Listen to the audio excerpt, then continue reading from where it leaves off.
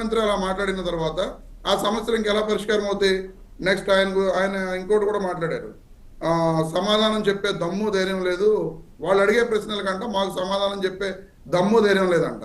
ఈ రోజున రాష్ట్ర వ్యాప్తంగా మీరు చేస్తున్న దాడులు, దౌర్జన్యాలు, ఈ లడ్డూ కల్తీ వ్యవహారాలు, ఇవన్నీ కూడా ప్రజలంతా కూడా బోగస్ అని నమ్ముతున్నారు.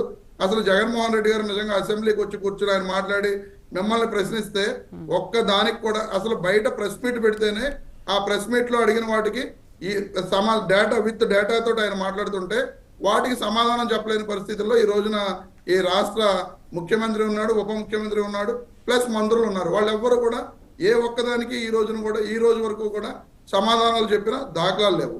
మరొక మాట కూడా ఆయన అన్నారు, కోర్టులను ధిక్కరిస్తున్నాడంట జగన్మోహన్ రెడ్డి గారు. అలాగే కోర్టులను ధిక్కరించి కోర్టు వాయిదాలకు కూడా హాజరు కావట్లేదంట. మరి ఆయనకి తెలుసో వేణుగోపాల్ గారికి కోర్టులను ధిక్కరిస్తే కంటెంప్ట్ ఆఫ్ కోర్టు ప్రకారం కోర్టు చర్యలు తీసుకుంటుంది. కోర్టు వాయిదాలు అనేవి హాజరు అవ్వకుండా ఉండటానికి కోర్టు పర్మిషన్ ఇస్తేనే హాజరు అవ్వకుండా ఉంటారు తప్ప కోర్టు పర్మిషన్ లేకుండా హాజరు అవ్వకుండా ఉండరు అనే సంగతి మరి ఆయనకి తెలియదు అనుకుంటా. మరి ఏ విధంగా కోర్టులను ధిక్కరిస్తున్నారు నాకైతే అర్థం కాలేదు. వేణుగోపాల్ గారు చెప్పిన దాంట్లో ఆయన జగన్మోహన్ రెడ్డి గారు ఏ విధంగా కోర్టులను ధిక్కరిస్తున్నారో నాకైతే అర్థం కావట్లా. ఇంకా also at the same time ఇంకో విషయం ఏంటంటే అసలు అక్కడ స్పీకర్ గా ఉన్న వ్యక్తి వాడు ఓడిపోయాడు తప్ప చచ్చిపోలేదు అని చెప్పి మాట్లాడిన వ్యక్తిని ఈ రోజు చంద్రబాబు నాయుడు గారు స్పీకర్ చేశారు. అటువంటి వ్యక్తి సమక్షంలో మేము అసెంబ్లీకి వెళ్ళి మాట్లాడినా అక్కడ న్యాయం జరుగుద్దని అప్పుడు, ఎందుకంటే ఇది కూడా ఎందుకు చెప్తున్నానంటే ఆయన చెప్తున్నారు స్పీకర్ గారు సమయం ఇస్తానని చెప్పారు, ఆ సమయం ఇస్తానన్నా సరే వాళ్ళు స్పందించట్లేదు, రావట్లేదు అని చెప్పి.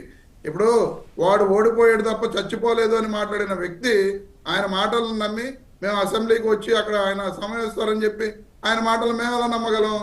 ఈ రకంగా ఈ వీళ్ళు ప్రజల్ని మభ్యపెట్టి వైఎస్ఆర్ కాంగ్రెస్ పార్టీ మీద నిందలేసే వ్యవహారంతో ఈ విధమైన వ్యవహారాలు నడుపుతున్నారు తప్ప నిజంగా వాళ్ళకి దమ్ము ధైర్యం ఉంటే 11 సీట్లే కదా వీళ్ళు మాట్లాడేది. 11 తారీఖున అసెంబ్లీ పెట్టాం, 11 గంటలకు అసెంబ్లీ పెట్టాం అని మాట్లాడే వీళ్ళు ఆ 11 మంది శాసనసభ్యులకు భయపడే ఇది లేకపోతే ఆ ప్రతిపక్ష నేత హోదా ఇచ్చేస్తే జగన్మోహన్ రెడ్డి గారు రాకపోతే అప్పుడు జగన్మోహన్ రెడ్డి గారిని ఇదిగో మేము ప్రతిపక్ష హోదా ఇచ్చాం, మీరు ఎందుకు రావట్లేదు, మీరు తప్పు చేస్తున్నారని చెప్పి ప్రజల ముందు నిలదీసే అర్హత వీళ్ళకు ఉంటుంది తప్ప వీళ్ళు మాట్లాడే ఇటువంటి కబుర్లకి ప్రజలు ఎవరు కూడా ఈ మరోసారి మోసపోయే వ్యవహారం అయితే లేదనేది నేను ఖచ్చితంగా మీకు తెలియజేస్తున్నానండి. రమేష్ గారు, ఓకే, ఇప్పుడు ప్రభుత్వం ఏదో చెబుతుంది అనే దానికంటే